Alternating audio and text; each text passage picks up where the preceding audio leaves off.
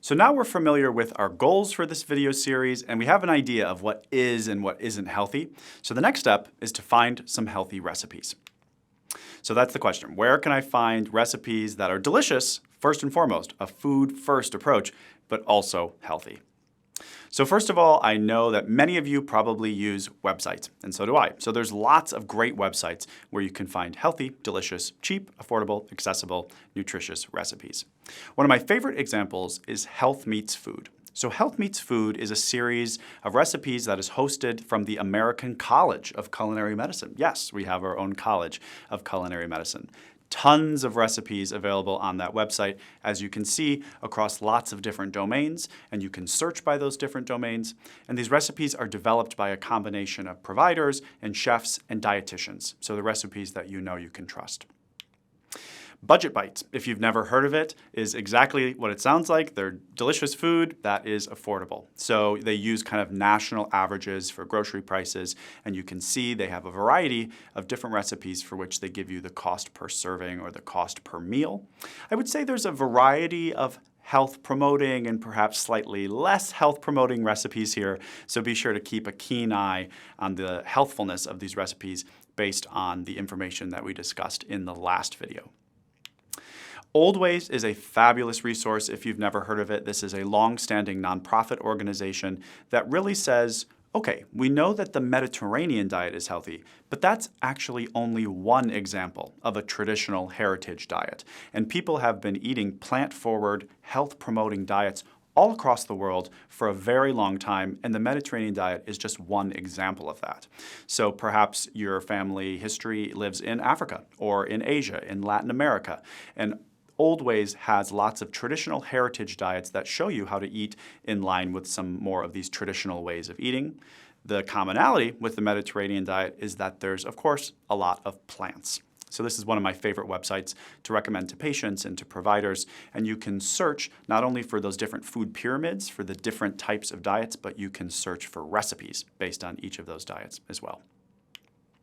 The Real Food Dietitians, this is a website I happen to love. This is a really delicious, food-focused recipe website, and it's developed by dietitians. So again, there's a balance of micro and macronutrients, and there's using lots of whole and minimally processed foods, those real foods, or the Nova 1 classification, if you remember from the last video. Very similar, there's this website called Stay Fit Mom, which I heard about from one of my medical students. And so these, again, are recipes that are pretty easy to make and sound pretty good. When you look at them, good news, they taste good too, and they're also good for you. And we talked a little bit about old ways, so kind of these traditional ways of eating. So here in North America, or here in the United States, we have an organization called North American Traditional Indigenous Food Systems. And very similarly, compared to Old Ways, they want to bring back kind of this traditional way of eating. And so they have some recipes on the website for some traditional food ways that our indigenous folks here in the United States would have eaten, and again, are looking to bring those back. So definitely check them out as well. Lots of websites, but I bet a lot of you also use social media. So these are a list of social media accounts that I like to follow. They are This is in no way an inclusive list.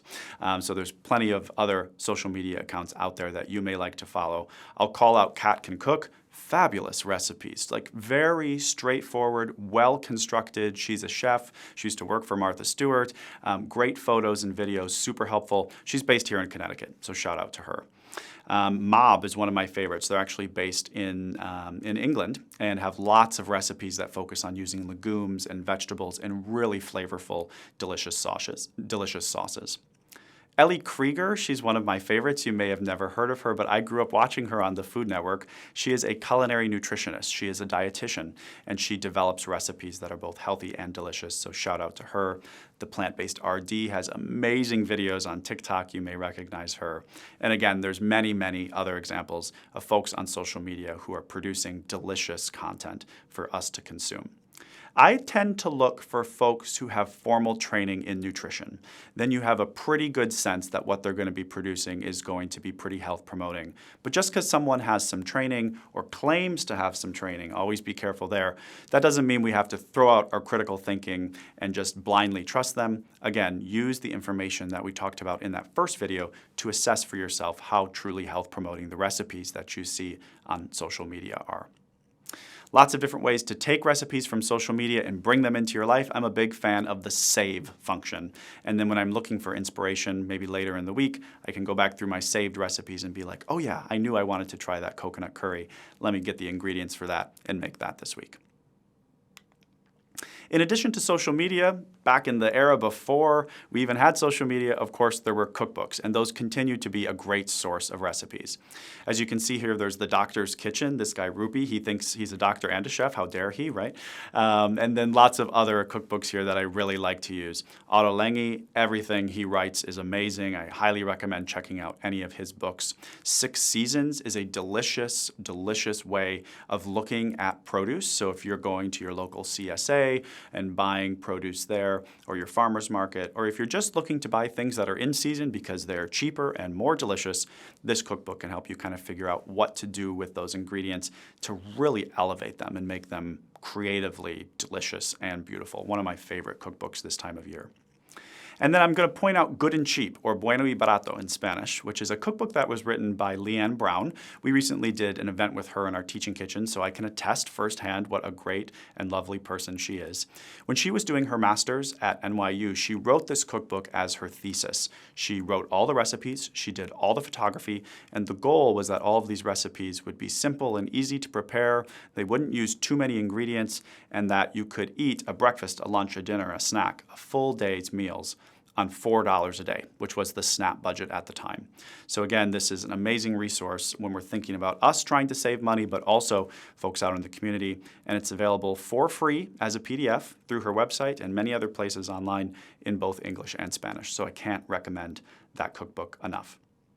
Again, this is not an exhaustive list. Plenty of good cookbooks out there for you to check out. Lots of apps as well. So if you find it hard to do menu planning, or you want to go to a single place and find the recipes, put them all in your cart, have it create a shopping list for you, plan out your meals for the week, these apps might be ones worth trying. And then there's, of course, lots of other places to find delicious recipes as well. Family, friends, always a great source of recipes. AI, or ChatGPT, surprisingly really good at helping you come up with recipes, and I'll show you an example in a minute. I often will eat something in a restaurant and say to myself, oh my gosh, I have to come home and make this. And one that I made recently that I'm thinking of is a favorite from my childhood, my teen years, which is the Olive Garden salad dressing.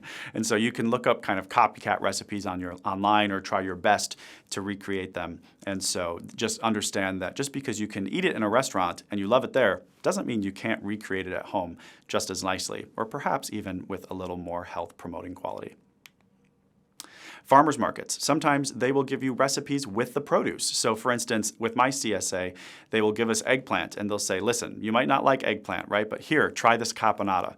Or perhaps one week it comes with a frisée and it says, okay, maybe you're wondering what to do with this frisée. Try it in this traditional French preparation. So take a look at what's available at the farmers markets, because sometimes it can be quite cheap. You're supporting local. It's delicious, right? Because it's in season. And then you can also get recipes at that same source. Community centers and other places of worship can be a great place to get recipes. We have many a church cookbook at home that I can remember cooking from growing up. Again, maybe not the healthiest source of recipes, so keep a keen eye on those when you're preparing those. And we're going to talk in just a minute about how to take some of those recipes and maybe make them over to make them just a little more health promoting. Magazines and periodicals. They've been dying, it feels like, for decades, but I love a good magazine, and I do think they're coming back, or maybe I'm just willing that to be. But lots of magazines not only have an online presence, a website, and a social media, but it can be a really fun and kind of throwback way to get recipes if you subscribe to one of those.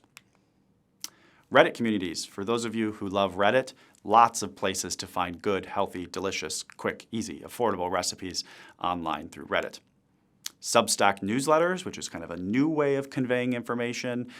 Lots of folks who are interested in sending out a weekly newsletter with healthy recipes. My friend Olivia Thomas has a really good one if you want to look her up, but lots of good options there. As well as podcasts. You know, podcasts, you can't really show photos, perhaps there's no video, but lots of podcasts available where folks are being interviewed and talking about healthy eating and provide some of their favorite recipes. So just understand that there's plenty of other places like these to find healthy, delicious recipes. You might just have to put a little bit more effort into ensuring that they are indeed healthy. But lots of places for inspiration when you come home at the end of a long day and say to yourself, what should I make for dinner? So we mentioned a bit earlier that some recipes, you might look at them and they sound delicious and they're cheap and you want to make it, but you're worried it's perhaps not the healthiest.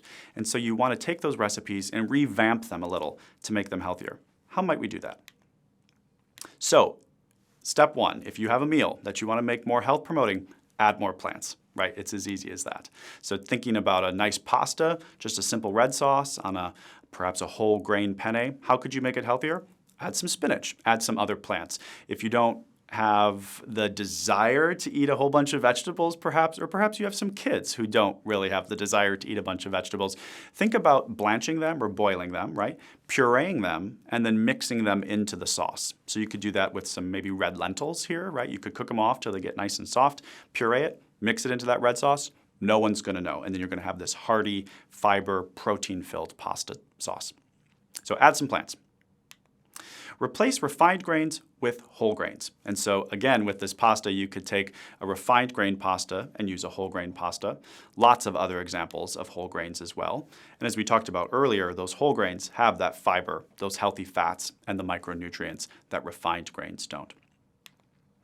Think about a protein flip. You may have heard this before, but a protein flip is where you take an animal-based protein, you take that out, and instead you use a plant-based protein.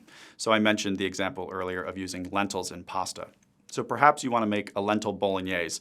Tons of cream, tons of beef, right? Instead, you could use lentils, you could use an alt milk, right? So thinking about taking those proteins that are animal-based, taking those out, and bringing in more plant-based protein to save on some saturated fat. And that leads me to point 4 here, swapping out sources of saturated fat for unsaturated fat. So one way to do that, as I mentioned, is to opt for more plant-based protein instead of animal-based protein. Another way to do that is to pay attention to what type of oil or what type of dairy products you're using. So as we mentioned earlier, saturated fat comes from tropical oils and animal-based products, things that are solid at room temperature. Butter is a common example. And instead using unsaturated fats, so a cooking oil that's liquid at room temperature. Avocado oil, olive oil, canola oil, all of these unsaturated fats. And decrease, where you're able to, fat, especially that saturated fat, salt, and added sugars. And we'll talk about some examples, particularly when it comes to baking and cooking later, about how to decrease things like fat, salt, and sugar without compromising too much on flavor. So that's how to make meals perhaps a little more health promoting. But desserts get a slightly different treatment. We have to think about them a little differently, right? So desserts, my biggest tip is to add whole fruit. So wherever you can add fruit into a dessert, you're still getting that sweet kick that you're looking for, but you're adding in some fiber and some plant chemicals and vitamins and minerals, all those kind of health promoting things. So add whole fruit wherever you can. Think about replacing refined grains with whole grains. We talked about this strategy in the past slide, but with baking, sometimes that can be difficult, right? Because you're like, okay, this calls for all-purpose flour. I'm thinking about using a whole wheat flour, but whole wheat flour, it just turns out denser. It doesn't rise as much, right? So you could think about replacing just part of it with whole wheat flour, or this is actually my biggest tip. If you've ever seen white whole wheat flour on the shelf, you're undoubtedly confused about that. Well, is it white or is it whole wheat? Which is it? So normal flour, all-purpose flour, whole wheat flour, the normal flours that we buy are all made from a specific variety of wheat called red wheat. It's pretty hearty, has a lot of texture, has a lot of flavor.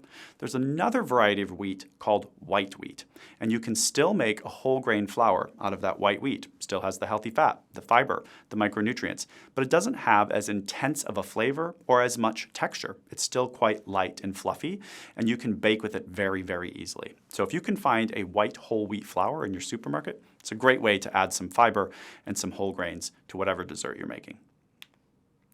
You can also take full-fat dairy products and replace them with low or no-fat dairy products or an unsweetened alt milk, an alternative milk, right? So my favorite alt milk is soy because it has some plant-based protein in it, right? But you could do almond or oat or macadamia or hemp or whatever other type of alt milk you'd like.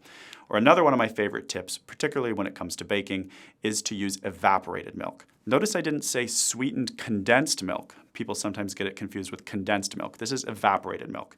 They take the milk and then they just kind of boil off some of the liquid, some of the water. So what you're left with is a more concentrated form of that milk. So in the instance of a fat-free evaporated milk, has no fat, but they burn off, essentially evaporate off some of that liquid, and you're left with a creamier product that's really easy to bake with and can be really delicious. And as you can see, comes in a can. It's shelf stable. It's cheap. It's amazing. But you can still bake with that and get that texture without a lot of that fat that you might get from a whole milk or a heavy cream. And then finally, decrease where you're able to fat, especially the saturated fat, which we've been talking about here. And a couple other ways you can even do that is if you're making, for instance, a brownie mix. Instead of using all of the vegetable oil, you can sub in some applesauce. Actually, up to half of the oil that it calls for, you can use applesauce instead, which has no fat in it, not to mention lots of fiber. Just search for an unsweetened applesauce. Or this may sound crazy, you can actually use a can of pumpkin. So the pumpkin can substitute for the eggs, the water, and the oil. So if you take a cake mix or a brownie mix and you just mix that with some pumpkin, usually you can get a batter that looks pretty nice. You get it into the pan, it bakes up, and it tastes really delicious, especially in the fall months. Again, lots of fiber there, saving on fat. So a couple of baking techniques. Sugar, you could consider using either completely non-nutritive sweeteners, something like stevia or monk fruit, or erythritol, which is a sugar alcohol, or even an artificial sweetener. For all of it, or half of it, or a quarter of it, whatever you feel like, but there's great ways to basically cut back on the amount of sugar by using some of these non-nutritive sweeteners, or you could just cut back on the amount of sugar. I have to tell you, throughout the years, I've really developed a taste for a not super sweet dessert. And so if it calls for 2 cups, that's up to you if you want to put in all 2 cups. There are some other things in baking recipes I would not really mess with, like the baking powder and the baking soda, right? The amount of flour sometimes. Those are important in the chemistry of baking. Sugar, that's just kind of there for sweetness. So if you want to cut back on that, feel empowered to do so. And then snacks, we're going to think about a little differently again. So for this, I like to give you a formula. So no math homework required here, but the formula for a healthy snack is in general a lean or a plant-based protein and some fiber. So what do some examples of that look like? A peanut butter with an apple or banana, right? You have the peanut butter, which is some plant-based protein, and then an apple or banana, which is providing you with fiber.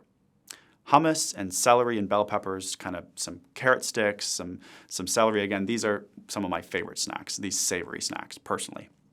A low-fat cottage cheese with some whole grain crackers, a non-fat Greek yogurt with some blueberries, string cheese, which is a low-fat mozzarella, quite health-promoting, quite high in protein, right? Pairing that with some carrot sticks. Or something like a hard-boiled egg and a clementine if you want a little bit of sweet, a little bit of savory. And when I do a hard-boiled egg, hint, I really like to do an everything bagel seasoning. So you're not adding too much salt, but you're getting lots of cool flavor and texture on that hard-boiled egg. So obviously this formula can be really extrapolated to lots of different types of combinations of lean and plant-based proteins and fibers here, but this is a few of my favorites. So let's kind of put an example together here. So we've just talked about all these different ways that you can take a recipe and make it healthier. So let's think about a chicken coconut curry here. You see the ingredients here. Now think to yourself, how might I be able to take this recipe and kind of amp up the health promoting qualities? I think one of my favorite things that I would like to do with this is just to add some more vegetables, right? So some snap peas would be delicious here, some kind of greens, perhaps some spinach or some collard greens. Broccoli would be delicious in this, right? So just thinking about how can I add more plants to this recipe. You could think about doing that protein flip, taking the chicken thighs out and instead doing something like chickpeas or some other legumes, right? Some red lentils. You could think about swapping out a source of saturated fat for unsaturated fat. So thinking about that coconut oil, right? You could swap that out for something that's going to be liquid at room temperature, like a canola oil. That's probably what I would use at home, if not a little bit of olive oil. We talked about using those fat-laden milks or alt milks, like the coconut milk you see here, pretty high in fat and in saturated fat in particular. You could instead think about swapping that out for a low-fat coconut milk where they remove some of that fat and then thicken it up with a thickener. Or you could think about using another alt milk like the ones we discussed earlier. So lots of different opportunities here to kind of optimize. And I would say that you don't have to do all of those. You know, if you don't like broccoli, don't add broccoli. Go for the snap peas. If you really like the richness of that coconut milk, which I have to tell you, I find myself in that camp, then perhaps thinking instead about cutting back on the coconut oil. It's a choose your own adventure. I'm just giving you some options here. So that's something that you might make for dinner, but what about your sweet treat? What about some fudgy brownies, right? So here's a pretty traditional recipe for some fudgy brownies. Some opportunities to make some health-promoting choices here. Well, we talked about my favorite, which is the flour. So you could swap out that all-purpose flour and instead use a white whole wheat flour. You could think about cutting back on the amount of sugar or substituting some of it with a non-nutritive sweetener. When it comes to the butter, there's lots of options we have there, right? Calls for 12 tablespoons. You could, I think in brownies, maybe take part of that and just do some oil instead. Or you could perhaps use one of those techniques earlier that we talked about to limit the amount of saturated fat. For instance, like that pumpkin, right? So lots of options here. You could think about cutting back on some of the chocolate chips and instead just amping up that delicious cocoa flavor by using some more cocoa powder. Or now this one is going to sound a little crazy, but I promise it's delicious. You can take a can of black beans, rinse them, puree them, and mix the black beans into the brownie batter. Sounds crazy if you've never tried it, but I promise you it works somehow. The brownies will not taste like black beans. They'll be fudgy and delicious and have this nice, like really hearty texture. So if you've never tried that before, you can consider giving that a try too, along that guideline of using more plants in our recipes. So with all of that, we have healthy recipes and we have some ideas about how to put this into practice, but now we need to make a plan for our meals using those healthy recipes. Go and get those ingredients and then eat and enjoy them. So up next is meal planning.